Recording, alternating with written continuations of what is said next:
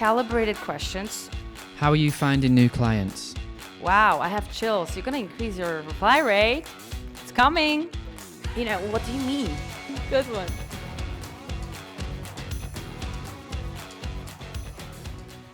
So we've talked about national cultures. What about age, gender, and race within a culture? How important is that, and how do you finesse that?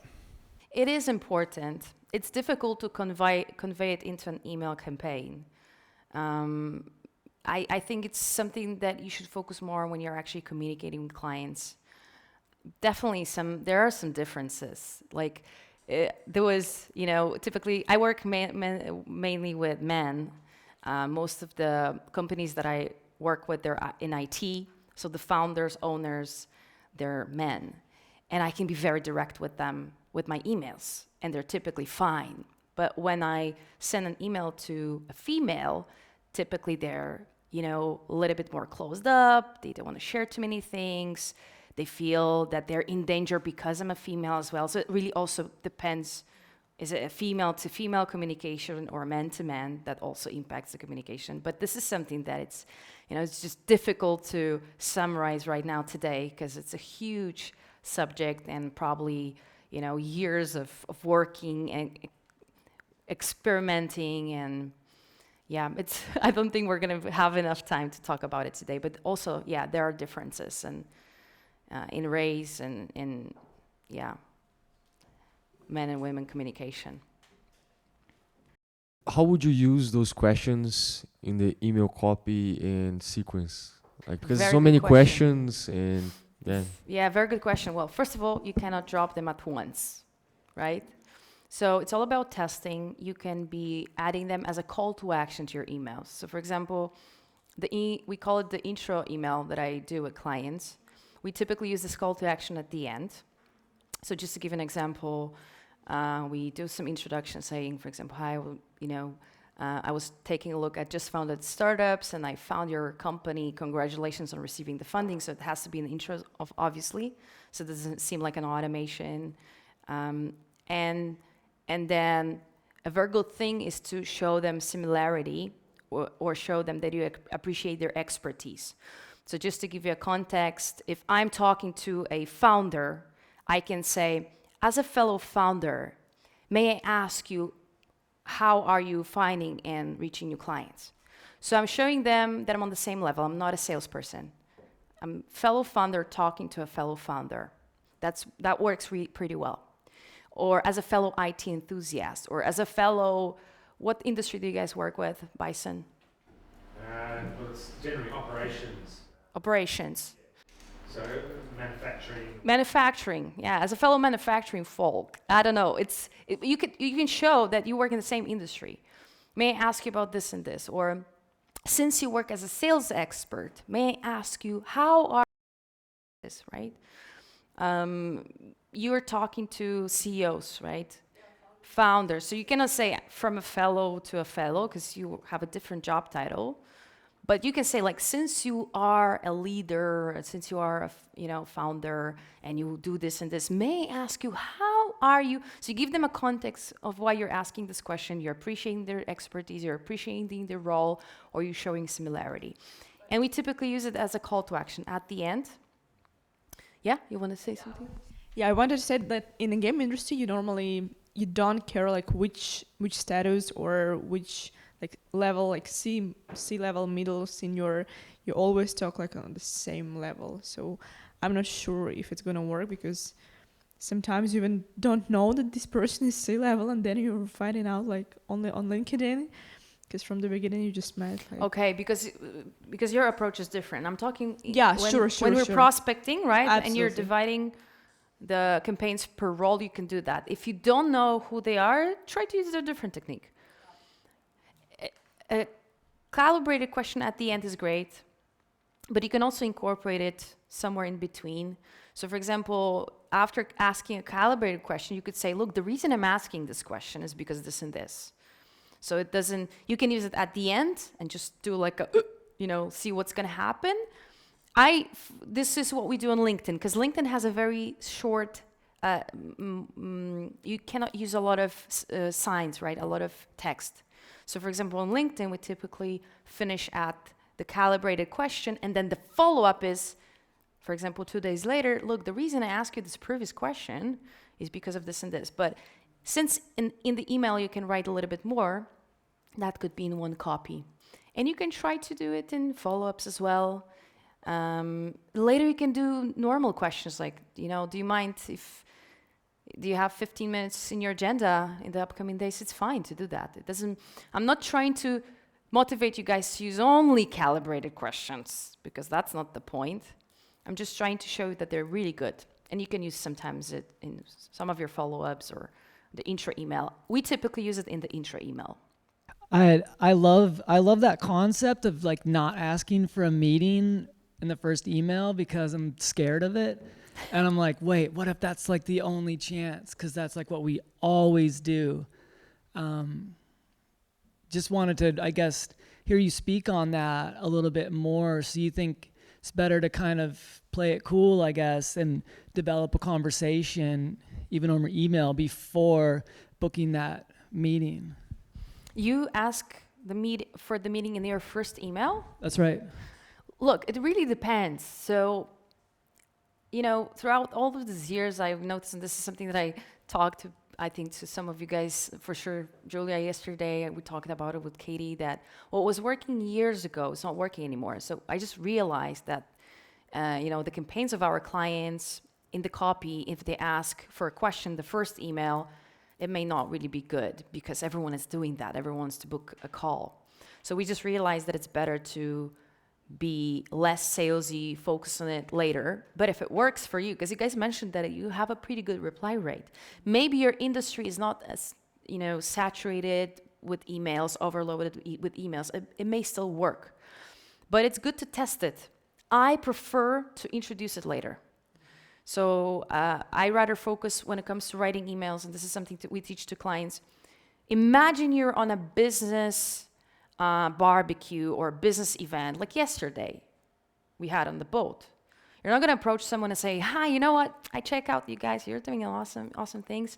Do you want to work with us? Like, do you want to collaborate? Let's have a coffee.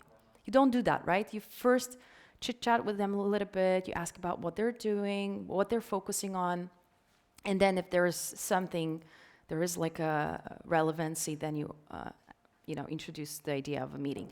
I prefer that approach, and we can see that it's really, really working. How many times would you typically reach out to a prospect, and over what period of time? Great question. You guys will have some sessions about follow-ups, and I think everyone has their own approach.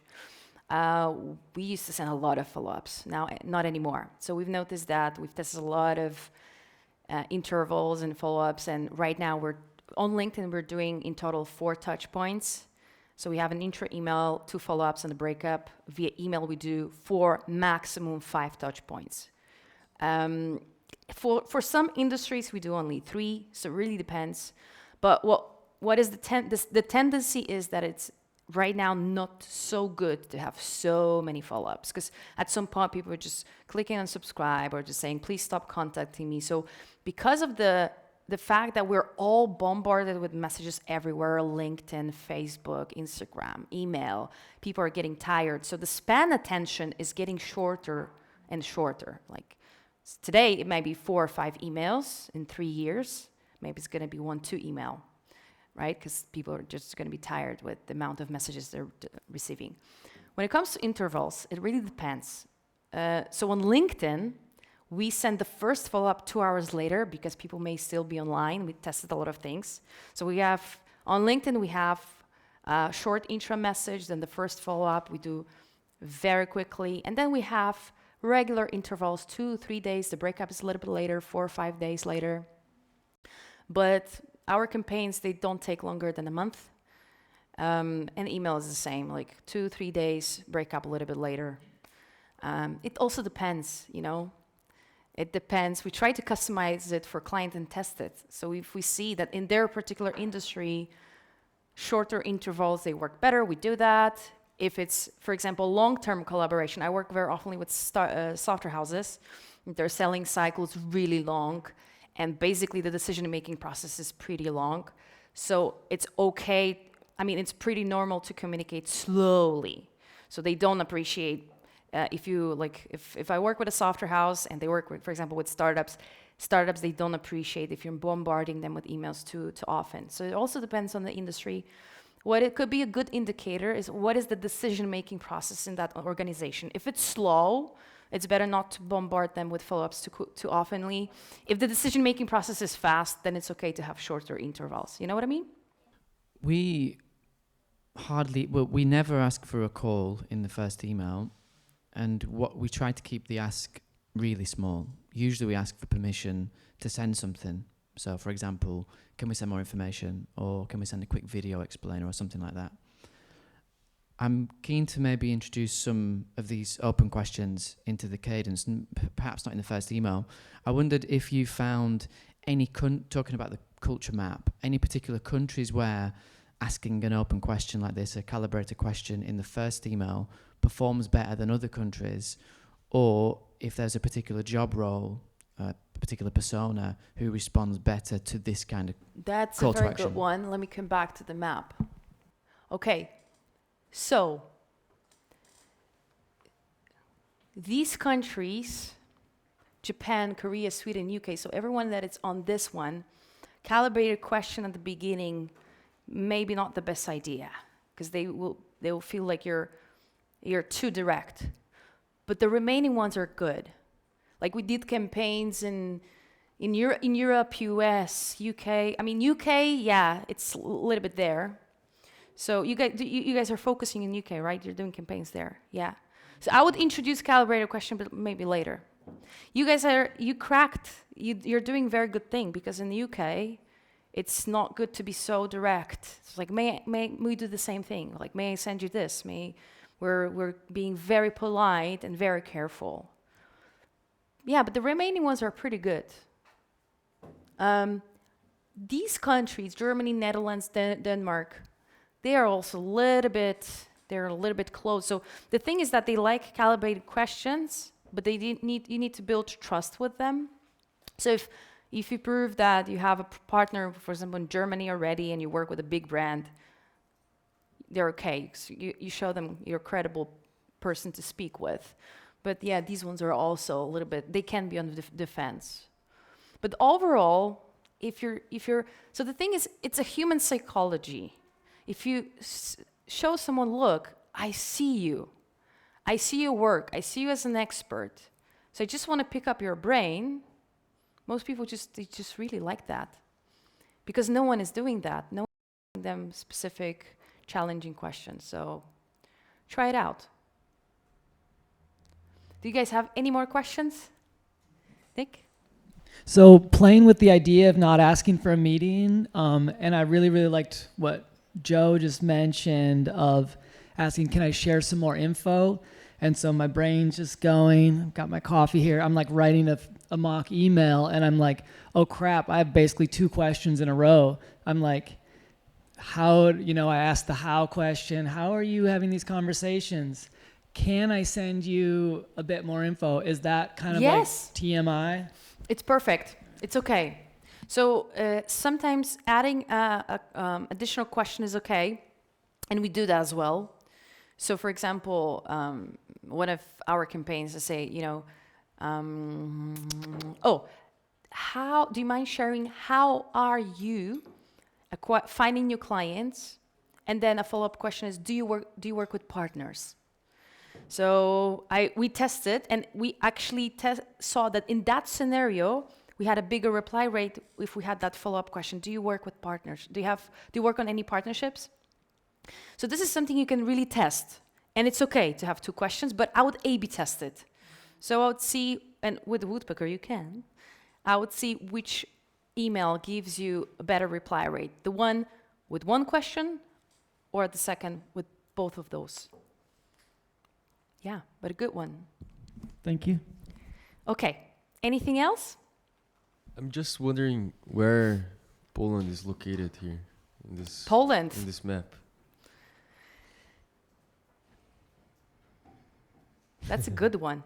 I don't do campaigns in Poland, so to be honest, I don't know. I don't have any clients from Poland. Okay.